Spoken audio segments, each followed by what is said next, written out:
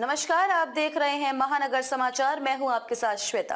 तो चलिए रुक करते हैं आज की बड़ी और प्रमुख खबर पर। तो ईरान को और नुकसान होता, इजराइल के मिसाइल अटैक के बाद राजदूत बोले। इजराइल और ईरान में जंग अब लगातार बढ़ती जा रही है। ईरान के हमलों के बाद बीते दिन इजराइल ने जोरदार पलटवार किया। इजराइल ने ईरान के कई सैन्य ठिकानों को निशाना बनाया। ईरान पर हमले के बाद भारत में इजराइल के राजदूत रूवेन आजार का बयान सामने आया है। रूवेन ने कहा कि इजराइल केवल शांति चाहता है, लेकिन वो ईरान के किसी हमले को बर्दाश्त नहीं करेगा। राजदूत अजार ने कहा कि ईरान पर यह हमला केवल एक संकेत था कि अगर तेहरान इस लड़ाई में आगे बढ़ना चाहता है तो इजराइल के पास कई और लक्ष्यों को निशाना बनाने की क्षमता है।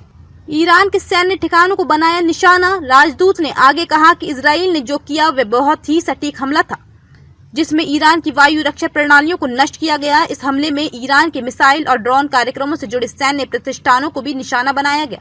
हमास और हिजबुल्लाह जैसे ईरान समर्थित आतंकी संगठनों पर इशारा करते हुए राजदूत ने कहा कि हमने केवल संदेश दिया है कि इजराइल कुछ गलत सहने वाला नहीं है। बता दें कि ईरान ने इससे पहले 1 अक्टूबर को इजरायली ठिकानों पर 200 बैलिस्टिक मिसाइलें दागी थी, जिसके बाद इजराइल ने बदला लेने की कसम खाई थी। ईरान को और नुकसान हो सकता था। राजदूत रूवेन अजार ने कहा कि हम अपने सहयोगियों, विशेष रूप से अमेरिकी के साथ पूरी तरह से समन्वय कर रहे हैं, जो हमारे कदमों का पूरी तरह से समर्थन कर रहा है।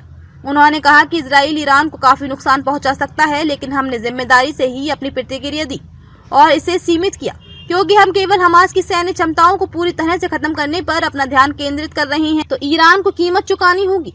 जब राजदूत से पूछा गया कि क्या इजराइल कभी न खत्म होने वाला युद्ध में फंस गया है, तो उन्होंने कहा कि ऐसा लग सकता है, लेकिन हम केवल अपना बचाव कर रहे हैं और दुश्मन को जवाब दे रहे हैं। उन्होंने कहा कि अगर ईरान बातचीत की मेज पर नहीं आता है तो उसे इसकी कीमत चुकानी होगी। खबर के अंत में खबरों में अब तक के लिए बस इतना ही। फिर होगी आपसे मुलाकात ऐसी ही बड़ी किसी खास खबर के साथ। तब तक के लिए नमस्कार और देखते रहिए महानगर समाचार।